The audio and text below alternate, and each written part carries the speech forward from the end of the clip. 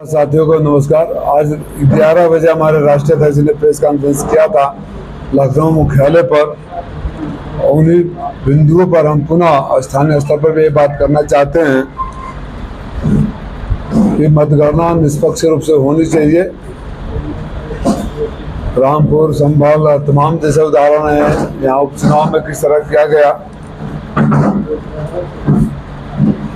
हम ये अपेक्षा करते हैं कि हमारे सरकारी जो अधिकारीगण हैं किसी दबाव में नहीं आएंगे और जो एग्जिट पोल के माध्यम से मनोवैज्ञानिक रूप से दबाव बनाए जाने की कोशिश की जा रही है, ये फर्जी एग्जिट पोल वाले वही हैं जो भारतीय जनता पार्टी से पैसे लेकर बूथ मैनेजमेंट का काम करते रहे हैं। आपने तमाम वो देखे। आप तो यहाँ सारे पत्रकार बंधु, नाम लेना ठीक नहीं, सब जानते हैं कि यहाँ का भी परिणाम क्या है।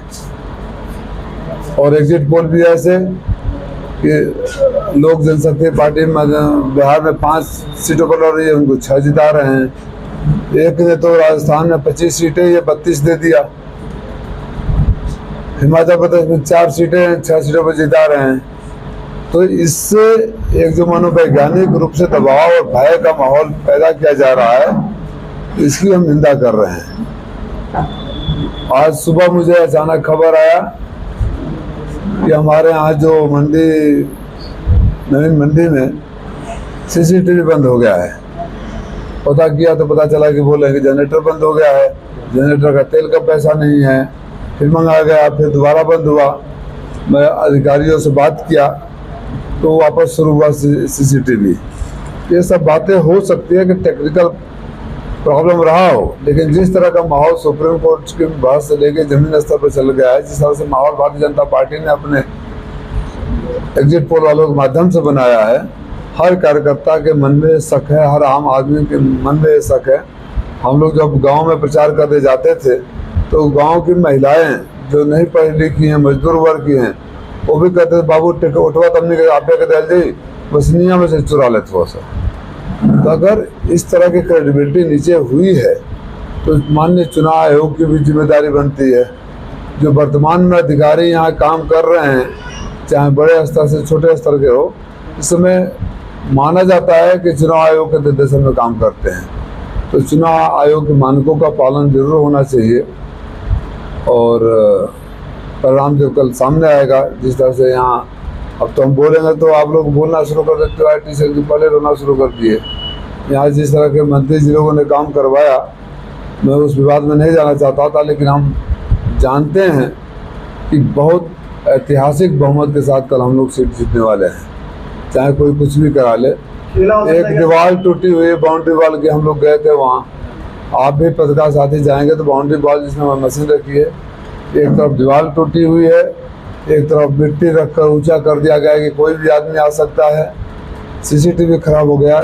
मैं अभी भी उम्मीद करूंगा कि प्रशासन निष्पक्ष है और मैं चाहूँगा कि भरोसा बना रहे।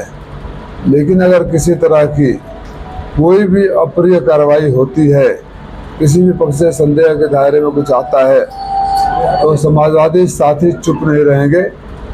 हमारे हजारों साथी मतगणना के समय मौजूद रहेंगे।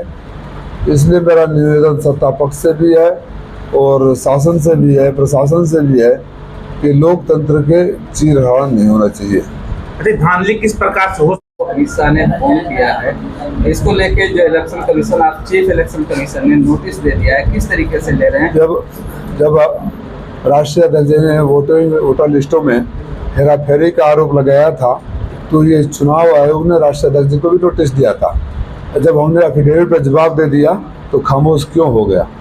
इसका मतलब जो हमने बोला था सच था, और सच था तो चुनाव आयोग ने कार्रवाई क्यों नहीं किया? ये चुनाव आयोग माननीय प्रधानमंत्री जी की बातों पर नोटिस क्यों नहीं जारी करता है? भाजपा नेताओं पर नोटिस क्यों नहीं जारी करता है?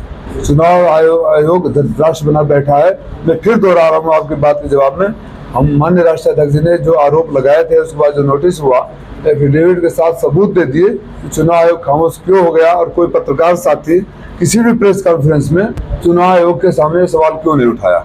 मतदान से लेकर मतगणना के पहले तक कितना आप संतुष्ट हैं प्रशासन या जो भी व्यवस्थाएं होती है निष्पक्षता को लेके क्या कोई? देखिए, मैं उन लोगों में से नहीं हूँ जो अनर्गल आरोप लगाता है। अभी तक कोई ऐसी बड़ी बात नहीं हुई। छिटपुट घटनाएं जरूर हुई, जैसे एक बूथ पर बिना हमारे एक या कई बूथों पर बिना पोलिंग एजेंट के ही पोल शुरू करा दिया गया।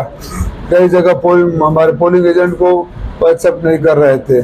कई जगह घंटों लाइन लगवाए रहे, स्लो करते रहे। ये सब होता रहा।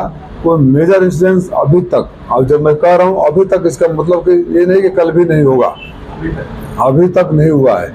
कल अगर कुछ ऐसे हरकतें होंगी तो हम उसका जवाब देंगे। सही को सही कहना, गलत को गलत कहना समाजवादी पार्टी वाले जानते हैं। 400 पार का